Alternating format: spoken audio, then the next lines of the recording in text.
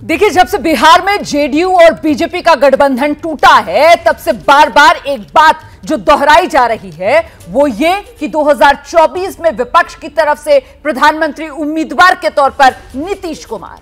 लेकिन अब इसी बात को बड़ा झटका लगा है कि 2024 में विपक्ष की ओर से पीएम उम्मीदवार नीतीश कुमार होंगे क्या।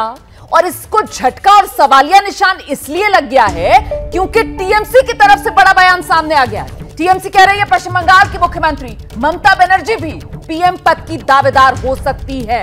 बड़ी खबर इस वक्त की टीएमसी की तरफ से कहा जा रहा है 2024 में विपक्ष की तरफ से ममता बनर्जी भी प्रधानमंत्री पद की उम्मीदवार हो सकती हैं। एबीपी न्यूज से एक्सक्लूसिव बातचीत में टीएमसी के सांसद हैं, पार्टी के सीनियर नेता हैं सौगत रॉय, उनकी तरफ से यह बात कही गई है। हालांकि जब सौगत रॉय से नीतीश की उम्मीदवारी को लेकर सवाल पूछा गया तब उन्होंने कहा कि अभी इस पर बोलने का वक्त नहीं, विपक्ष को एकजुट होना होगा। आपको सुनाते हैं एबीपी न्यूज संवाददाता मनोज्ञा लोईवाल के साथ टीएमसी सांसद सौगत रॉय की यह खास बातचीत। देश की राजनीति में कई नए मोड़ आ रहे हैं, इन पर बात करने के लिए हमारे साथ हैं तृणमूल कांग्रेस के सांसद और आला नेता सौगत रॉय जी। ये बताइए दादा कि अभी जिस तरह से बिहार की राजनीति बदली है, क्या नीतीश कुमार को विपक्ष का प्रधानमंत्री का चेहरा देख रहे हैं? नहीं, ये बोलने के लिए अभी समय नहीं है। नीतीश कुमार बीजेपी का संग छोड़ दिया, इसे जरूर बीजेपी का धक्का पहुंचा। और हम लोग जो बीजेपी विरोधी हैं, हम खुशी है। बिहार एक तो हिंदी भाषी राज्य है, हिंदी हार्टलैंड का अंश है, तो वहाँ बीजेपी को धक्का मिलना मतलब वो पीछे चले गए। अब जानते हैं नीतीश कुमार छोड़ने के साथ साथ राज्यसभा में बीजेपी का हालत खराब हो गया है और अगले लोकसभा चुनाव में इसका असर जरूर पड़ेगा बिहार का लोकसभा सीट में।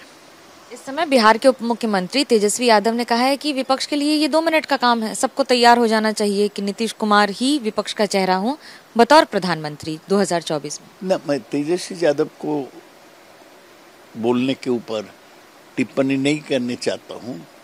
कौन प्रधानमंत्री का फेस होगा वो बोलने का समय अभी नहीं आया है। पहले जरूरी है कि विपक्ष के लोग, बीजेपी विरोधी लोग एक साथ हो जाए, फिर देखा जाएगा क्या होता।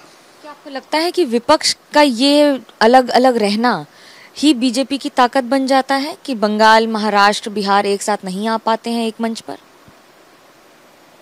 नहीं, ये इतना जल्दी नहीं होगा। देखिए, लोकसभा चुनाव 2024 में है, 24 में है, 2024 में है।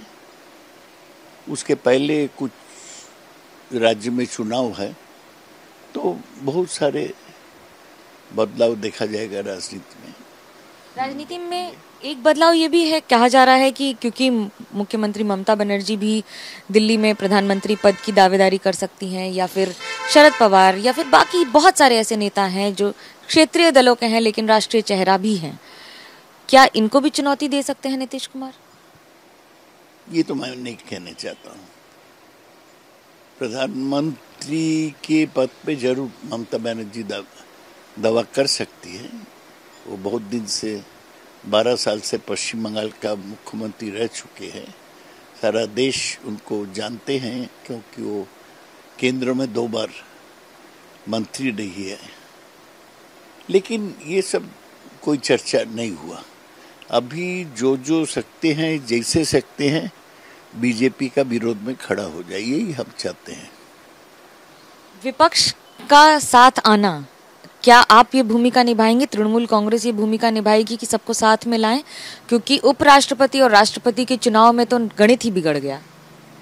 अभी भी इसके बारे में कोई मिसअंडरस्टैंडिंग है, वो आस्ते आस्ते मेरे ख्याल में ठीक होगा। लेकिन तृणमूल कांग्रेस बराबर विरोधी इकाई के पक्ष में है और रहेगा। क्या तृणमूल कांग्रेस अपनी तरफ से कोई पहल करेगी कि बीजेपी को सत्ता से बाहर रखा जाए 2024 में? नहीं, वो चुनाव तो हम लोग देख चुके हैं। तृणमूल कांग्रेस बराबर विरोधी इकाई के पक्ष में है और 2024 में भी रहेगा। कैसे इसका शेप होगा सारा देश में हो तो दूसरी बात है। पश्चिम बंगाल में बीजेपी को मुकाबला के लिए तृणमूल कांग्रेस अकेले काफी है, बाकी हम देखेंगे क्या होता।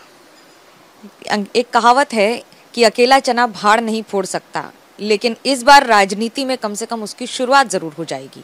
कैमरा पर्सन सूरज पांडे के साथ मनोज्ञा लोईवाल, कोलकाता, एबीपी न्यूज। क्या मजबूरी है मेरी, बताइए। मैं अभी आपको बताती हूँ कि मैंने ओए होए होए होए नमकीन के चटकारे लेते हुए टकटकी मार के डिबेट शो को पॉज रिपीट कर करके देख रहे हैं जोगिंदर जी। इनकी तरह आप भी देखें अपनी फेवरेट डिबेट्स को रिपीट कर और डाउनलोड कीजिए एबीपी लाइव ऐप अपने स्मार्ट टीवी पर।